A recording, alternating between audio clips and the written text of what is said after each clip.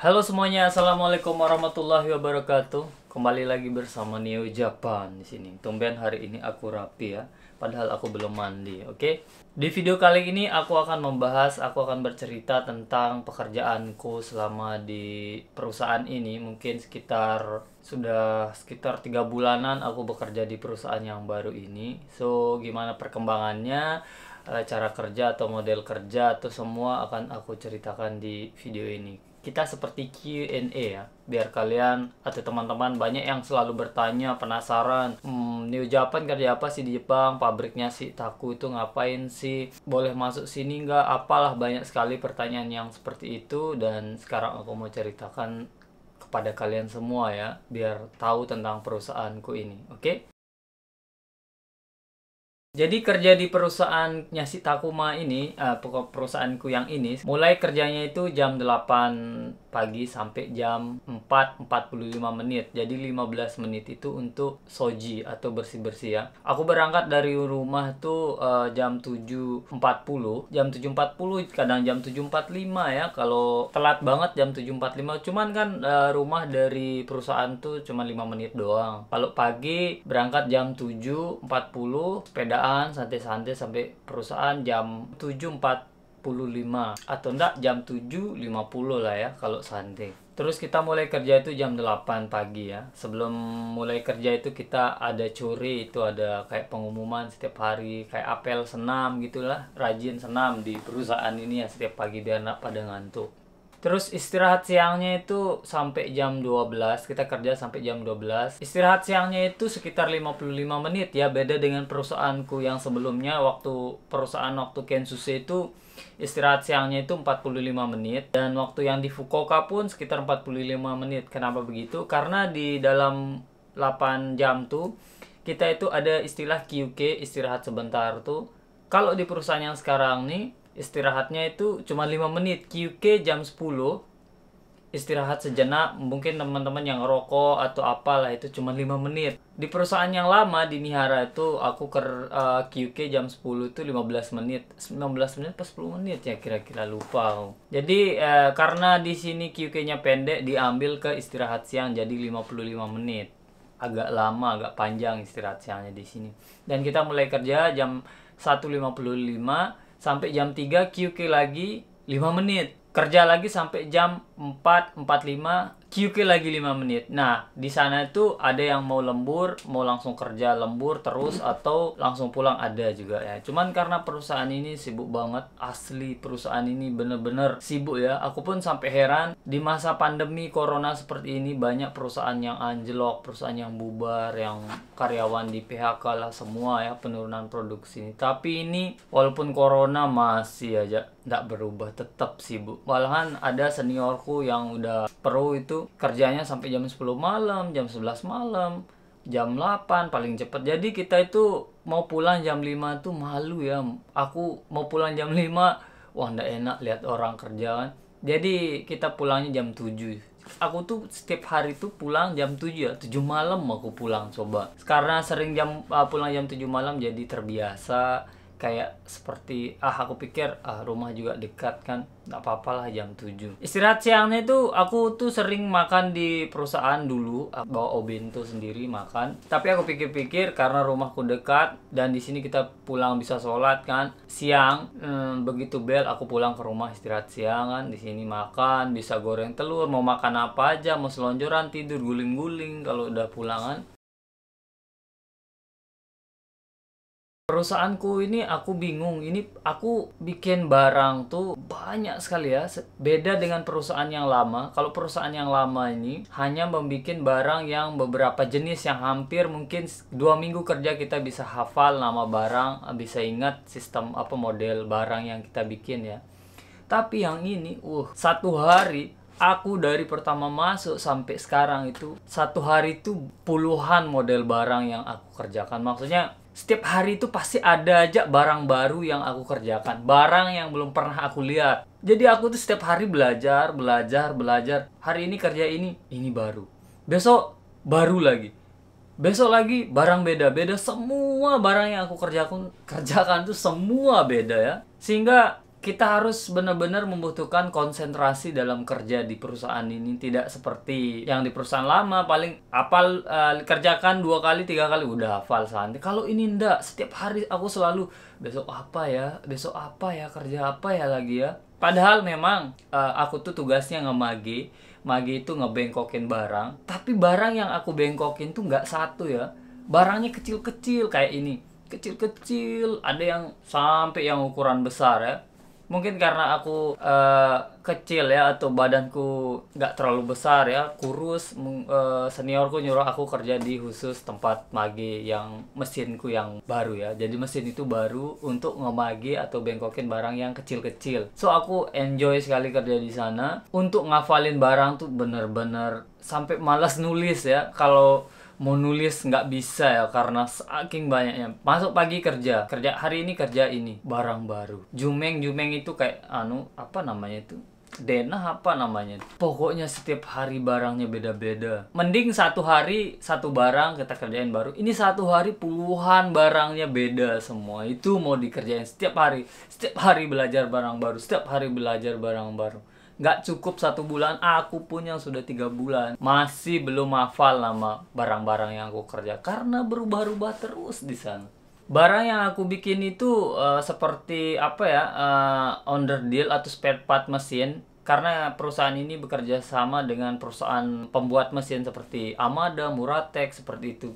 Muratek itu kan bikin mesin laser, mesin potong, mesin apalah. Kita yang bikin onderdil spare part dalamnya, Pak. Jadi barang-barang kecil-kecil yang kita bikin tuh kita salurkan ke perusahaan besar. Aku belum mikir kerja ini untuk apa, belum sempat mikir ke sana. Yang penting aku kerjakan dulu karena barang ini banyak sekali. Sistem kerjanya di perusahaan ini tuh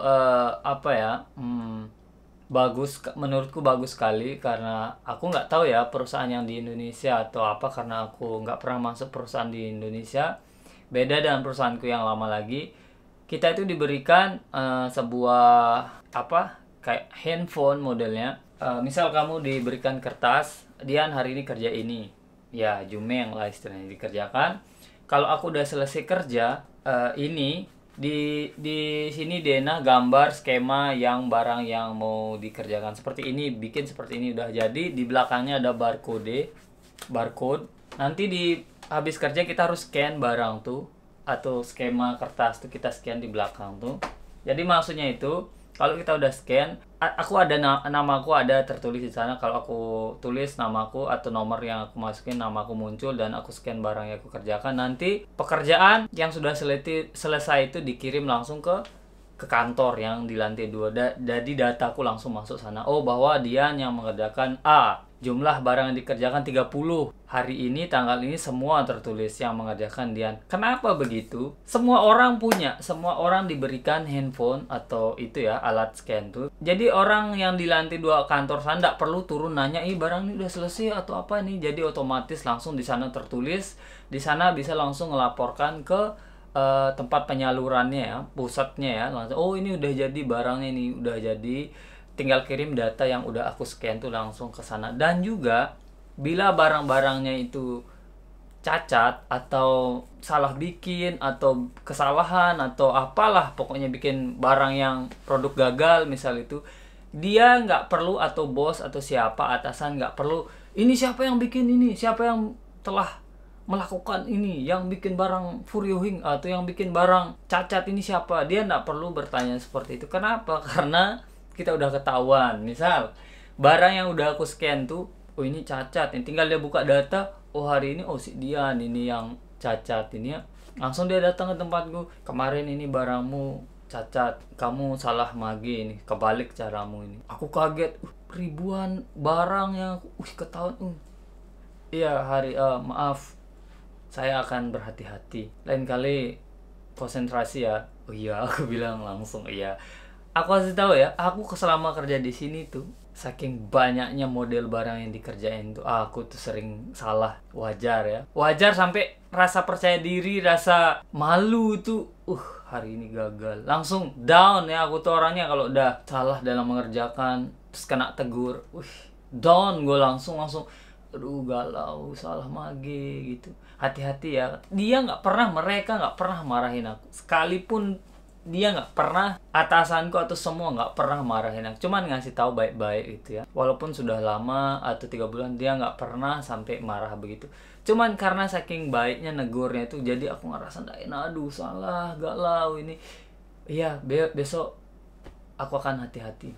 Besoknya lagi kerja, salah lagi. Dicek, ini salah ya, ini galau.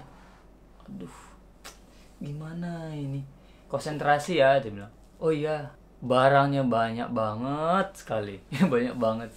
Aku pikir dulu waktu kerja jadi Kensusi itu kan, salah dikit nggak apa-apa. Karena cara pikir kita yang seperti itu yang aku bawa ke perusahaan ini, membuat aku meremehkan kerjaan yang sekarang.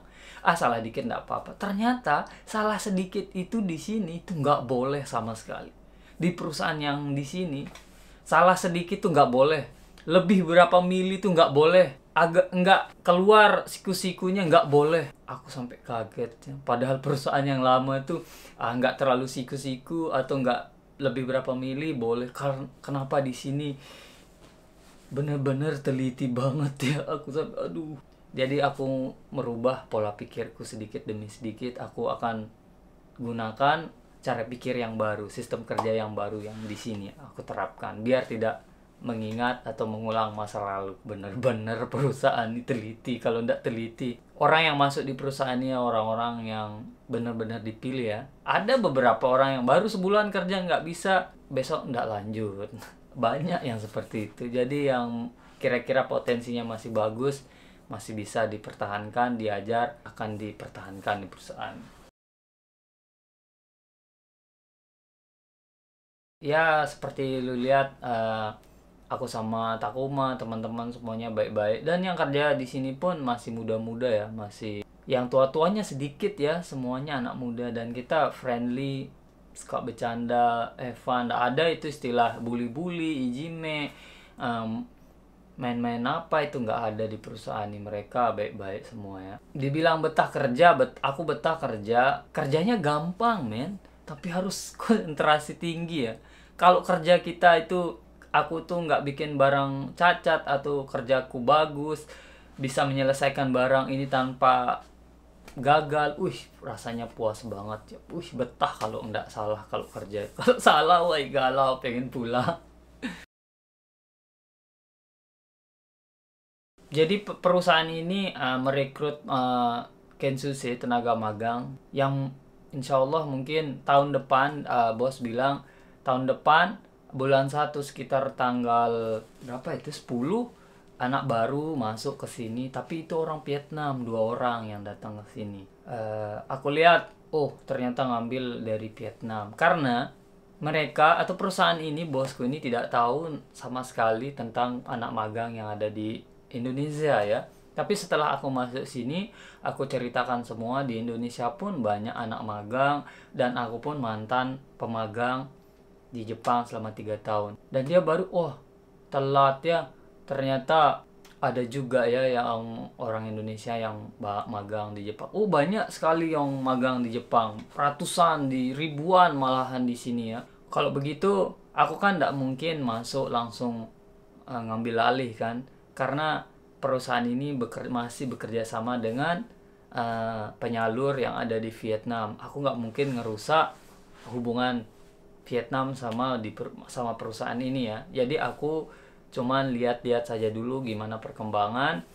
Semoga saja nanti kalau bos atau ngelihat kerjaku bagus dan tidak bikin masalah, dan aku juga sedikit demi sedikit menawarkan atau menyarankan. Aku sering kok tawarkan tapi bukan bos besar ya. Aku sering ngomong sama Taku atau sama senior-seniorku di perusahaan, promosi tentang Indonesia, tentang anak-anak magang yang kesini. Aku sering bilang, cuman tetap saja keputusan yang megang itu orang tertinggi ya, bosnya ya. Aku belum bisa berani terlalu, bos ambil aja dari Indonesia, Indonesia lebih bagus atau apa. Itu kesannya nanti menjatuhkan negara lain ya.